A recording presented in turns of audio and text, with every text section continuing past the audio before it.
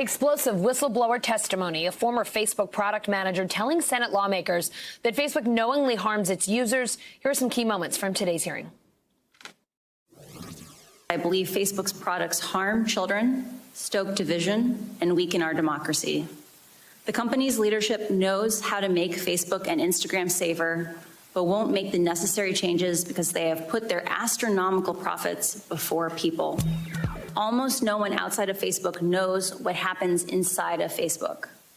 The company intentionally hides vital information from the public, from the US government, and from governments around the world. The algorithms are very smart in the sense that they latch on to things that people want to continue to engage with. And unfortunately, in the case of teen girls and things like self-harm, they develop these feedback cycles where children are using Instagram as to self-soothe, but then are exposed to more and more content that makes them hate themselves. The choices being made inside of Facebook are disastrous for our children, for our public safety, for our privacy, and for our democracy.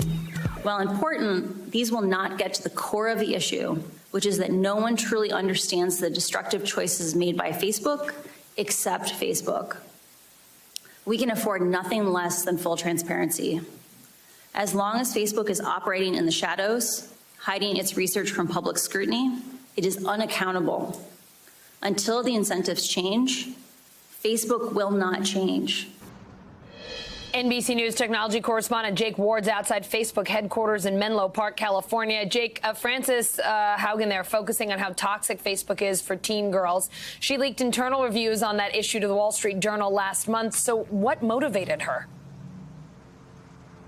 Well, she says, Allison, that her time at this company had to come to an end. She decided when her group, the Civic Integrity Group, was broken apart. She described it as a group of professionals who had really made tremendous sacrifices to try to keep democracy safe. She then said that Facebook broke it apart, and that was the moment she decided she had had enough. Facebook says, of course, that that group was then distributed to other teams, but that's an assertion that Frances Haugen seems to take issue with.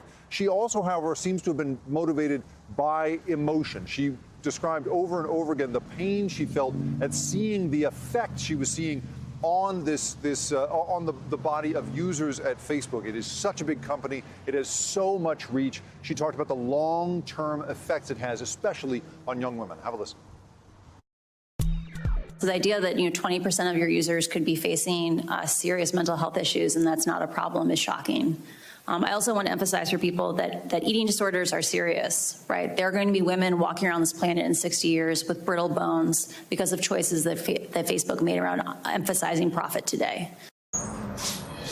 She perhaps summed it up best with a rhetorical question, which was, if Instagram is supposed to be so good for teenagers, then why aren't we experiencing a golden age when it comes to teenage mental health, Alice?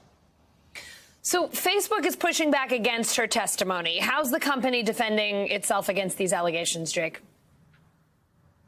Well, it's interesting. They stuck very much to the allegations themselves in recent days, but now are turning to the messenger herself. And in this case, they've said in a statement, today, a Senate Commerce Subcommittee held a hearing with a former product manager at Facebook who worked for the company for less than 2 years, had no direct reports, never attended a decision-level meeting with C-suite executives, and testified more than 6 times to not working on the subject matter in question. They say that they do not agree with her characterization, but that they do believe that regulation is necessary. Now, it's worth pointing out here, of course, that she, yes, did say over and over again, I did not work on these particular matters, but I had access as a Facebook employee to the research, and I felt I had to take that research out into the public eye so that we could see what goes on inside this company, Alice.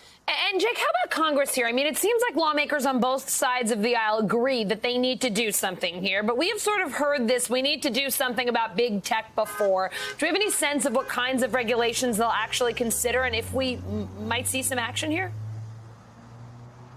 Well, obviously, people better placed than I can tell you whether the politics might get in the way. But looking at it from above, I mean, she laid out a very clear roadmap to what it is that someone should do.